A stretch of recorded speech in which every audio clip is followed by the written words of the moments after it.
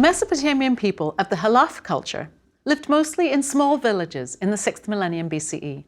They farmed and used simple irrigation canals to water their fields. They herded sheep and goats.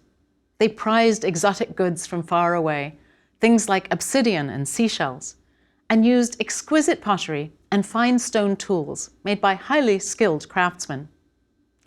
These people probably told stories about the past and about their heroes and gods. But they wrote nothing down because no one had conceived of writing yet. The only way we know anything about them is from the buildings they abandoned and the objects they left lying around. Objects that eventually were covered up by dirt and debris, and that archaeologists could uncover later. By 6000 BCE, some big changes were taking place elsewhere in Mesopotamia, and these continued for the next 2,000 years. This is what archaeologists call the Ubaid culture, named for the site where the culture was first identified, in the far south of Mesopotamia. Until the last decades of the 20th century, the Ubaid culture was almost always discussed as a southern Mesopotamian phenomenon. That idea has started to change. But let's begin where the scholars started to understand this period, just to the north of the Persian Gulf, in what is now southern Iraq. One village there was later known as Eridu, and this might already have been its name in 6000 BCE. There's been a community at the site since as early as 8000 BCE. When people first settled around Eridu, it was a swampy area where the fresh water from the Tigris and Euphrates rivers spread out into marshes, not far from the saltier waters of the Gulf. Until about 12,000 BCE, the area was a wide valley. It flooded gradually. The process took about 6,000 years.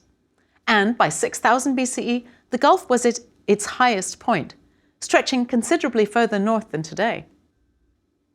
It used to be thought that towns in this region started to grow because people discovered how to dig and manage large irrigation canals. The logic held that with these canals, fields became more productive, which fed larger populations, requiring a larger workforce to build bigger canals, which in turn brought more fields into cultivation and allowed for even larger populations, and so on. But a number of researchers have turned this theory on its head. They think that extensive farming was made possible by the water already in the swampy soil, and that this gave rise to larger communities than had been possible anywhere else. In this view, only when the wetlands began to dry out did the people have to find some other way to keep their fields productive, so as to feed the large numbers of people who were already living in the new towns. At that point, communities would have turned to irrigation. The creation of the canals must have taken a lot of thought and effort. Canals had to be cleaned to keep them free from silt. They had to be higher than the surrounding fields so that gravity would feed the water into smaller canals out in the fields.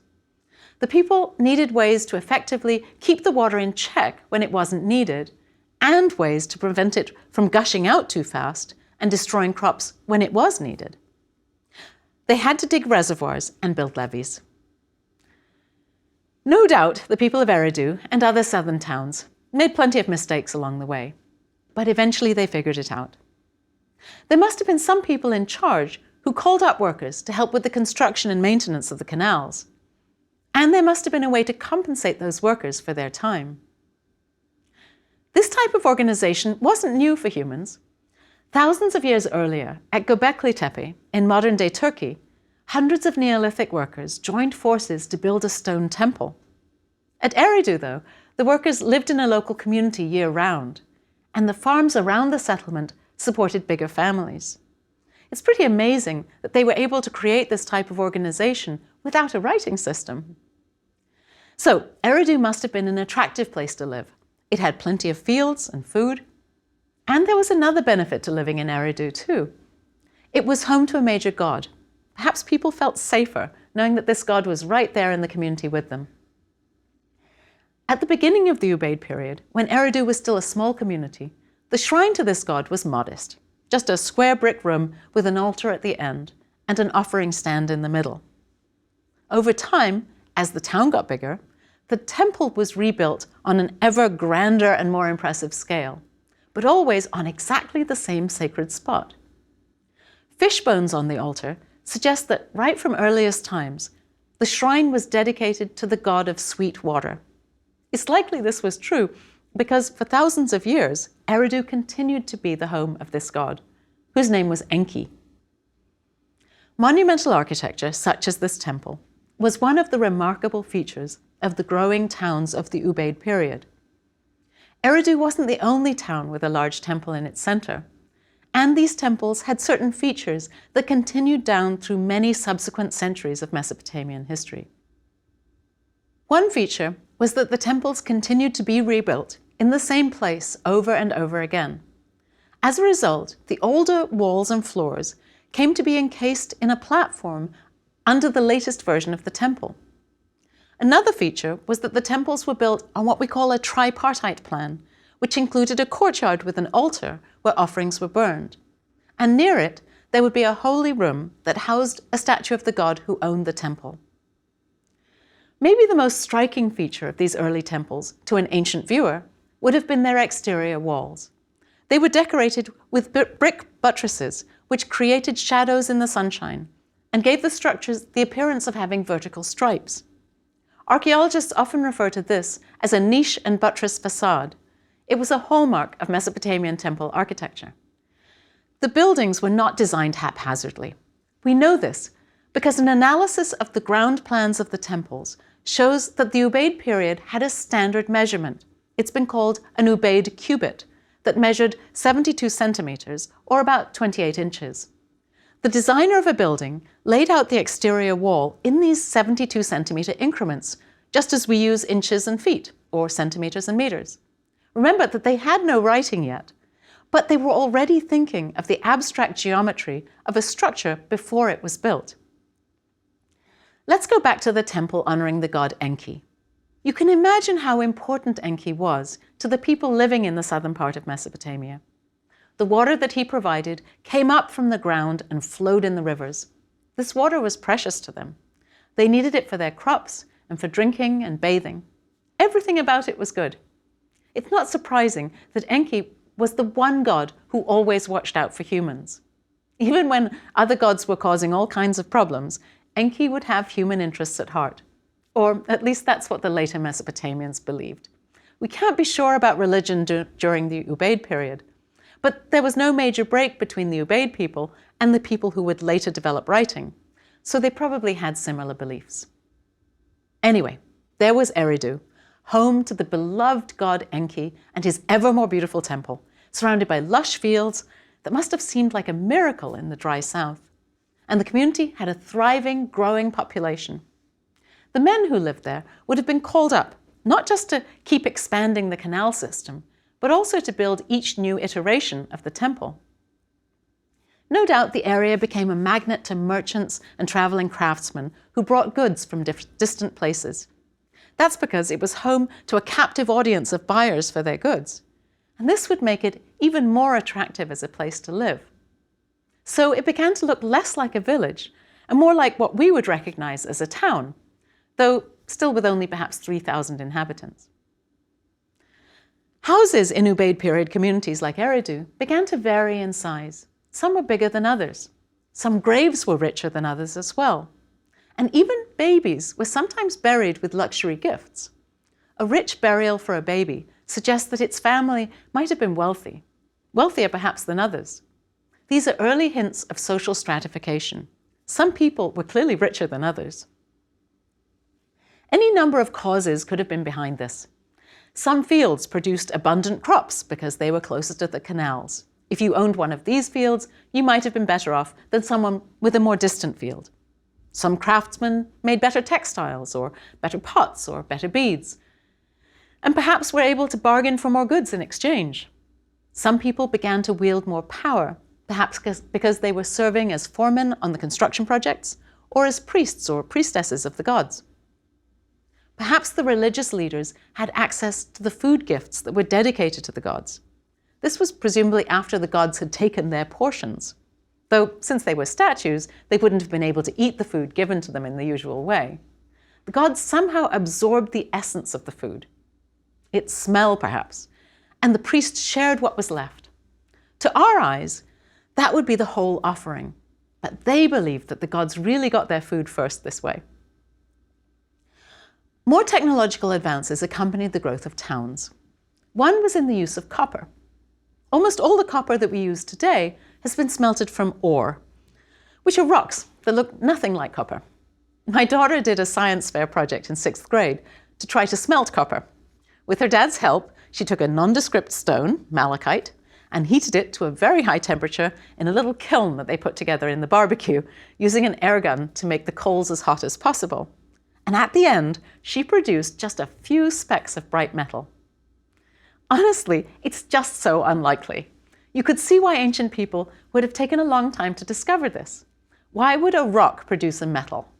Why would you think to try to burn it up to find out? But some copper, like some gold, is found in a metallic form in nature, and you don't have to smelt it. Just imagine how magical this substance must have seemed if you found it lying there. Almost nothing else in nature shines like copper or gold. And when you take a hammer to this lump of native copper, it doesn't fracture into tiny pieces the way the rock does. It bends. You can make it into shapes like beads or pendants. Of course, copper isn't found in southern Mesopotamia. It had to come from a great distance, from what is now Turkey in the north, or from Oman in the south.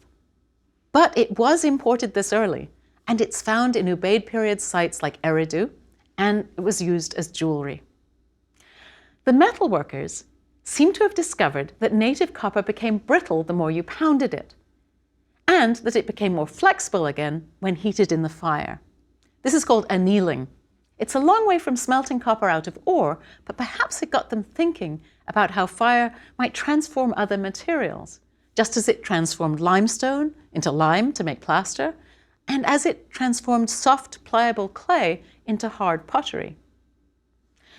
The Ubaid people used clay for a lot of things, not just pottery and bricks. They formed clay into crescent shapes, baked it hard to give it a sharp edge, and used the resulting object as a clay sickle for cutting grain. They also formed clay into balls, baked them hard, kept these balls in piles, and used them in slingshots as weapons. We don't know whether they had any sort of organized military force yet, but slingshots would have been useful if your town was attacked. And speaking of clay, the pottery in the Ubaid period was quite distinctive. This is helpful to scholars because it allows us to know if a site was occupied or how to date a level within a site. You see a layer of Ubaid sherds, or pottery fragments, and you know. The pots weren't as fine or delicate as earlier Halaf ceramics had been, but they are attractive. Shallow bowls were popular. They were pale with a dark band around the rim. Ubaid pots of all shapes often had dark geometric patterns. Also, for the first time, potters began to mark their pots with special designs that might be potter's marks, almost like a signature that a potter could use to claim that a pot was his or her own work. And here's a remarkable thing. Ubaid-style pottery is found all over the Near East, from Turkey in the west to Iran in the east, and as far south as southeastern Arabia, in what is now the United Arab Emirates. Ubaid pots spread over thousands of miles. As with so many dramatic changes in ancient history, sometimes it's hard for us today to get excited about such things. In the modern world, you can go to Starbucks in Los Angeles or Paris or Rio de Janeiro. In the same way, you can buy exactly the same style of mug or plate pretty much anywhere in the world. And this doesn't seem especially remarkable. We take it for granted that objects and ideas are transported over vast regions. But in 4000 BCE, things were completely different. Everything from this period that appears far from its point of origin had to be carried over land or sea and passed from one person to another. It's not that the Ubaid people built an empire and brought their pots with them. Instead, a whole group of innovations seem to have spread as a result of interactions between people who were traveling further afield than before. These cultural interactions created even more complexity in the societies that were in touch with one another. Let's look at connections to the south, the region of the Persian Gulf. In Kuwait, archaeologists have found the very earliest remains of a boat, the earliest anywhere in the world. What they found was slabs of bitumen encrusted with barnacles, and with impressions from reed bundles and ropes.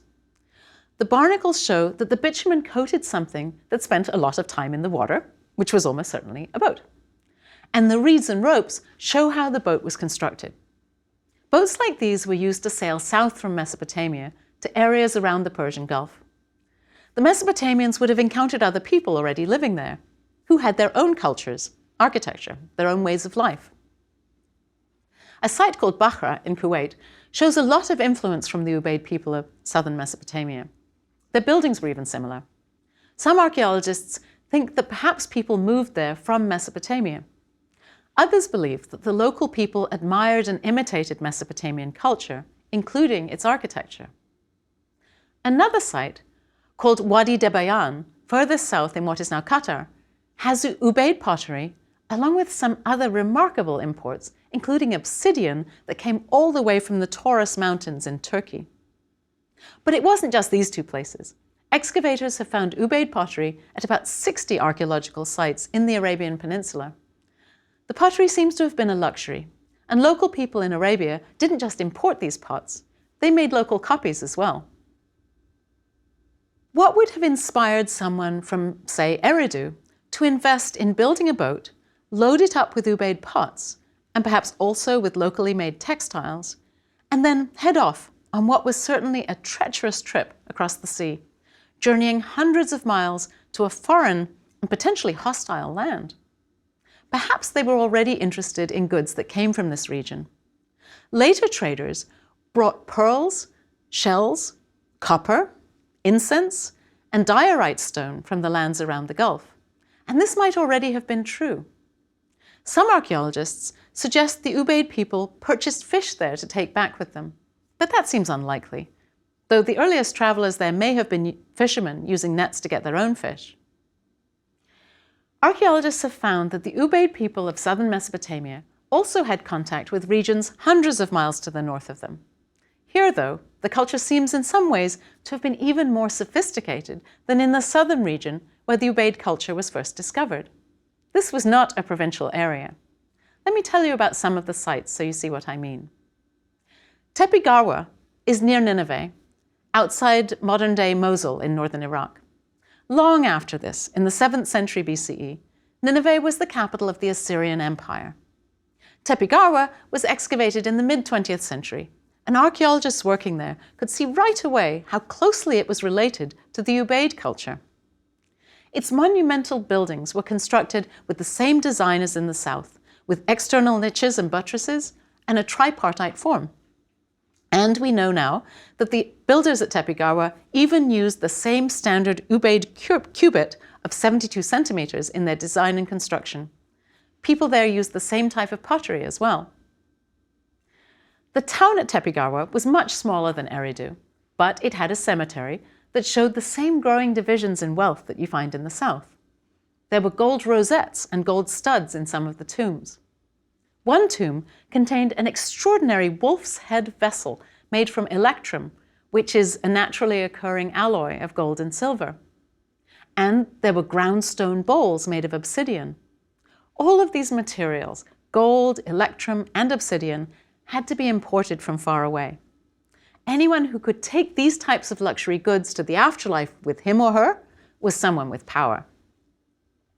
3 sites in Syria, far to the west of Tepe Garwa and far to the north of Eridu, have given us even more evidence for this period. One is Tel Zaydan, another is Tel Brak, and the third is Tel Hamukar.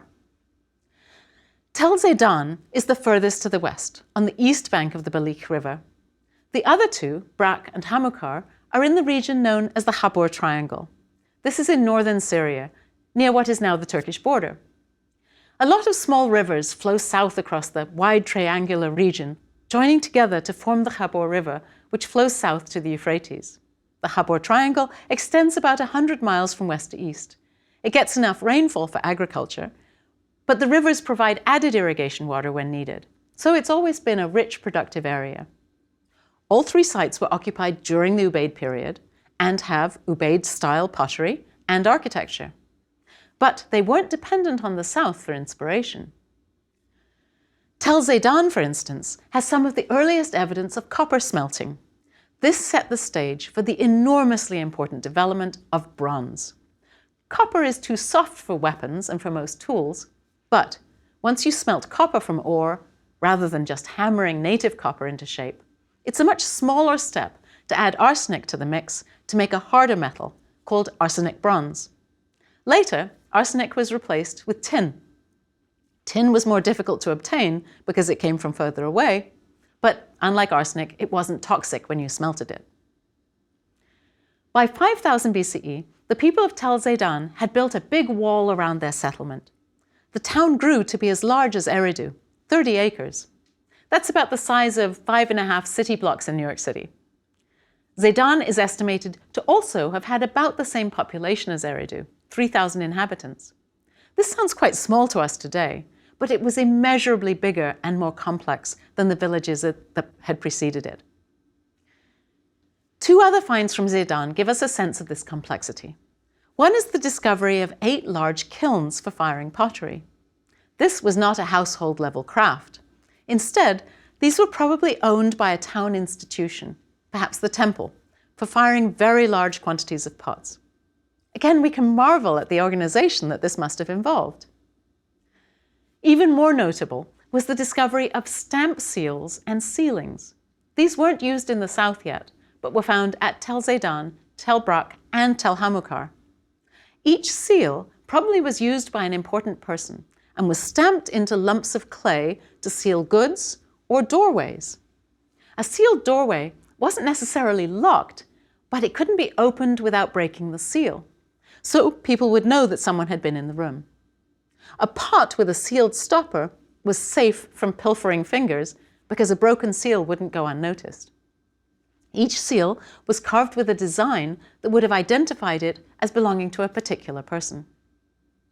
Seals of this kind are found as early as 7000 BCE in the north, but they were unknown at this point in the south. So perhaps the towns of the north had more complex administrations and hierarchies. Luxury goods came to these northern sites through trade. The people were importing copper and obsidian from Anatolia and bitumen from Iraq. A particularly fine example of an object made from imported materials was found at Tel Brak. It came from a context that the excavators date to around 4000 BCE, towards the end of the Ubaid period. They called it a chalice because of its tall, elegant fluted shape. It had black obsidian cup on a white marble base, with the two pieces cemented together with the sticky tar substance, bitumen. Bitumen at the top might have cemented a gold inlay into a groove, but the gold, if that's what it was missing by the time the excavators recovered the chalice. It's an example of a very high level of workmanship. In contrast, a lot of the pots and plates found at Tel Brak were crudely made. The excavators see this as clear evidence of social stratification.